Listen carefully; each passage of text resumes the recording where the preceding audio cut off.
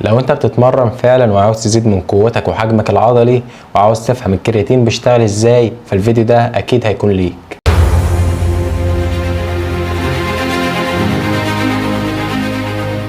اهلا بيكم يا جماعه. النهارده هنتكلم على سؤال مهم جدا وشائع جدا، وكمان بيكون عليه اشاعات كتيره جدا وكلام كتير سواء من داخل المجال او من خارج المجال، وهو الكرياتين. وهل فعلا بيجيب فشل كلوي وبيعمل صلع ولا ده اي كلام؟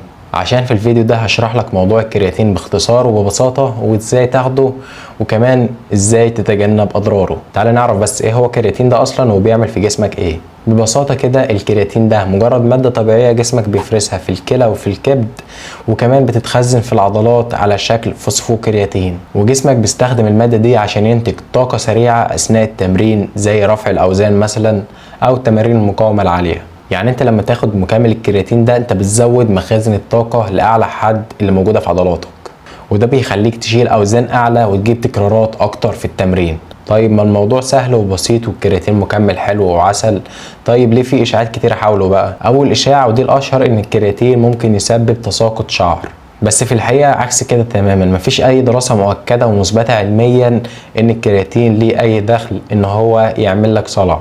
بس الموضوع كله بدأ لما عملوا دراسه على لاعب كرة الرجبي، لما بدأوا يحللوا له ولقوا ان هرمون الدي اتش بدأ مرتفع عنده شوية، وهرمون الدي اتش ده بيكون ليه علاقة بالصلع.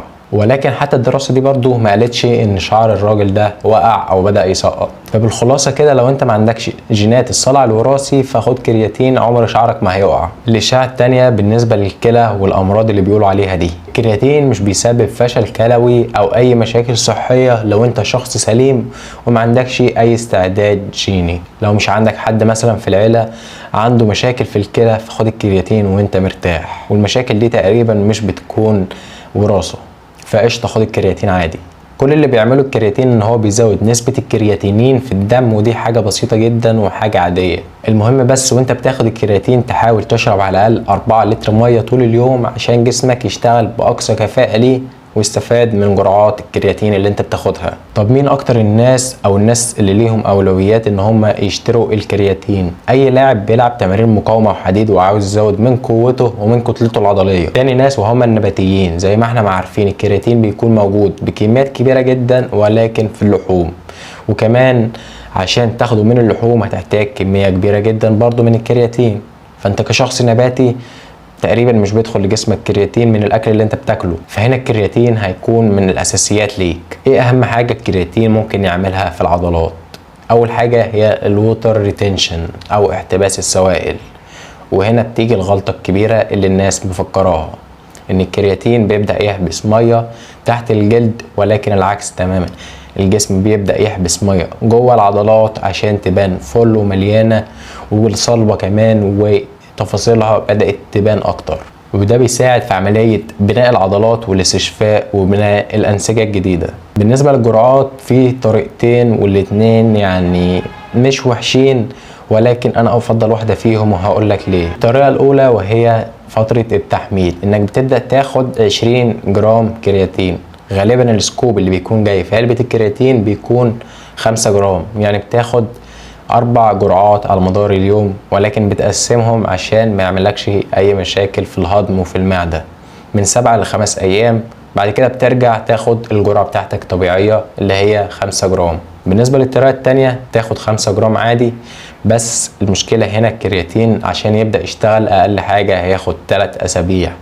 انا صراحة بفضل الطريقة التانية ان انت تاخد كل يوم 5 جرام بس عشان ما تعملش اي لود على جسمك ملوش مبرر، خصوصا ان الكرياتين لو هتستخدمه يفضل تستخدمه مدى الحياة مش مكمل فترة وتقطعه، فاحنا مش مستعجلين، وافضل الطريقة التانية. بالنسبة لنوع الكرياتين الافضل والارخص والمدعوم بالابحاث وهو المونوهيدرات. طيب بالنسبة لمواعيد اخذ الكرياتين، ناخده قبل التمرين ولا بعد التمرين ولا في نص التمرين يا ترى؟ الموضوع هنا مش بيفرق كتير، بيكون على حسب مزاجك او براحتك، ممكن تاخده في اي وقت لان هو مش عامل زي الكافيين بتاخده من هنا مجرد 30-45 دقيقة بيبدأ يشتغل. لا خالص، الكرياتين زي ما احنا قلنا مفعوله تراكمي، يعني محتاج فترة كبيرة جدا عشان يبدأ يشتغل في الجسم.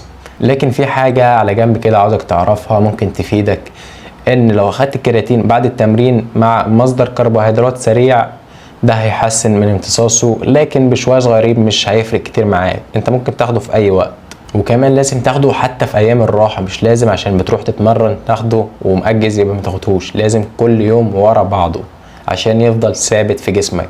قبل ما اكمل الفيديو بس عاوزك تدعمني وتشترك في القناة وتفعل زر الجرس عشان يوصلك كل جديد. لو الفيديو عجبك ما تنساش اللايك، لو ما عجبكش ما تعملش ديسلايك بس برضو قول لي ايه السبب.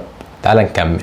فالخلاصة كده الكرياتين من أأمن وأحسن المكملات اللي ممكن تشتريها وتصرف عليها فلوسك وانت مرتاح، وكمان من أقل المكملات اللي ليها أضرار. حرفيا تقريبا ملهوش أي أضرار تذكر، ولكن ممكن يكون ليه بعض الآثار الجانبية بتختلف من شخص للتاني. مش عاوزك تشغل بالك بحوار فترة التحميل وتبدأ تحسبها، خليك على 3 ل 5 جرام في اليوم هيكون أفضل ليك. مع الاستمرارية طبعا قوتك هتبدأ تزيد جدا، وكمان جسمك هيبدأ يتغير، العضلات عندك هتبقى فل اكتر ومليانة، وحرفيا جسمك هيتغير 180 درجة. اكتب لي بس في الكومنتات بتاخد كرياتين ولا لا، وايه نوع الكرياتين اللي بتاخده، وكمان ايه هي جرعاتك. واشوفكم في فيديو جاي ان شاء الله. السلام عليكم ورحمة الله وبركاته.